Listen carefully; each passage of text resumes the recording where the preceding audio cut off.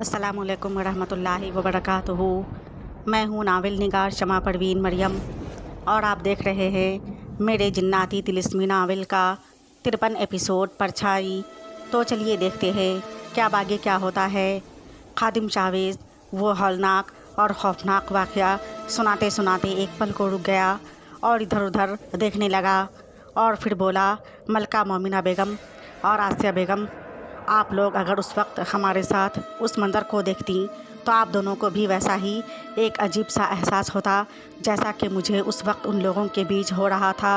और फिर अपनी आँखों में वो मंज़र बसाए हुए खादिम शाहवेज़ ने कहा, मलका मोमिना बेगम, उस अजनबी शख्स शाहज़ुमान की बात सुनकर और उस लड़की यानी गुलनाज़ बेगम के खौफज़दा चेहरे को देखते हुए फिर मैंने और शहंशाह ने एक दूसरे को देखा और इशारतन एक फ़ैसला और मशवरा कर लिया और फिर हम दोनों ने एक साथ उस अजनबी शख्स यानी शाही महल के होने वाले वज़ीर शाहज़ुमान का साथ देने के लिए उससे दोस्ती का हाथ मिलाया, जो उसने फ़ौरन खुशी खुशी कबूल कर लिया।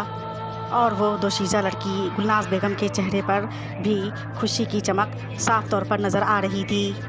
और फिर अगले पल शाहज़ुमान ने हम दोनों को ही देखते हुए कहा, हमें बहुत खुशी है कि आप दोनों ने हमारी बात पर यकीन कर लिया है और वैसे भी इसमें तो फ़ायदा आप दोनों का ही है और इस लड़की का भी। उसने उस दोशीज़ा लड़की गुलनाज़ बेगम को देखते हुए कहा। उन दोनों की बातों से लगता था कि यकीनन वो दोनों एक दूसरे को बहुत पहले से जानते थे। खैर फिर भी शहंशाह ने कहा, ऐ अजनबी दोस्त शाहज़ुमान, हमें भी बहुत खुशी होगी अगर आप हमें अपना दोस्त समझे। हमने तो आपको अपना दोस्त मान लिया है। शाहज़ुमान ने मुस्कुराकर हम दोनों को बारी बारी से देखते हुए कहा, जी हाँ बिल्कुल, वैसे भी आप दोनों को अपना दोस्त तो हमने उस दिन ही मान लिया था जब से हमने आप दोनों को देखा है और यूँ हम तीनों अच्छे दोस्त बन गए। और फिर यहीं से शाहज़ुमान से हमारी और शहंशाह की दोस्ती की शुरुआत हुई, मगर अभी शाहज़ुमान को वज़ारत का ओहदा मिलना बाकी था।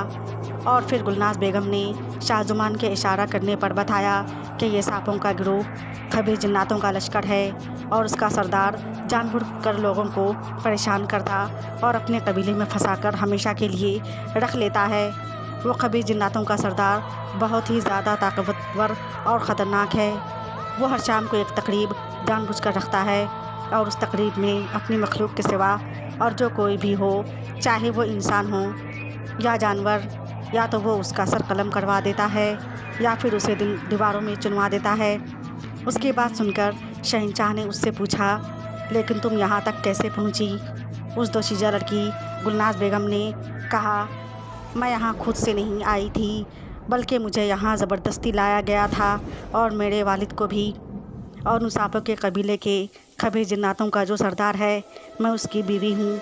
ये कहकर उसने सर झुका लिया और उसकी यह हैरत अंगेज़ राज सुनकर हम पर और शहंशाह पर जैसे एक बहुत बड़ा धमाका हुआ और हम दोनों हैरत से एक बार फिर एक दूसरे को देखने लगे।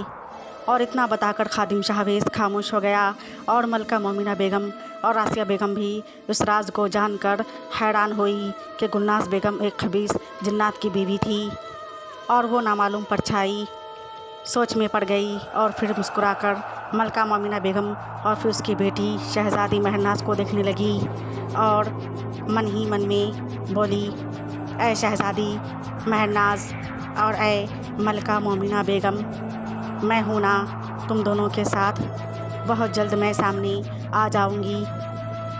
फिर तुम देखना, तुम सबको मैं ऐसे ऐसे राज से आगाह करूँगी कि जो तुम लोग सोच भी नहीं सकते, जो तुम लोग की सोचों से बहुत आगे, बहुत दूर और बहुत ऊपर होगा।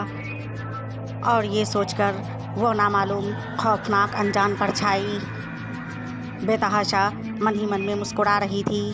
तो आखिर कौन से राज के बारे में सोच रही थी वो नामालूम खौफनाक परछाई, और क्या राज छुपे हैं उसके मन में, क्या बताना चाहती है वो सबको? ये सब जानने के लिए देखिए नेक्स्ट एपिसोड नेक्स्ट टाइम। तब तक के लिए अल्लाह हाफिज़, शुक्रिया।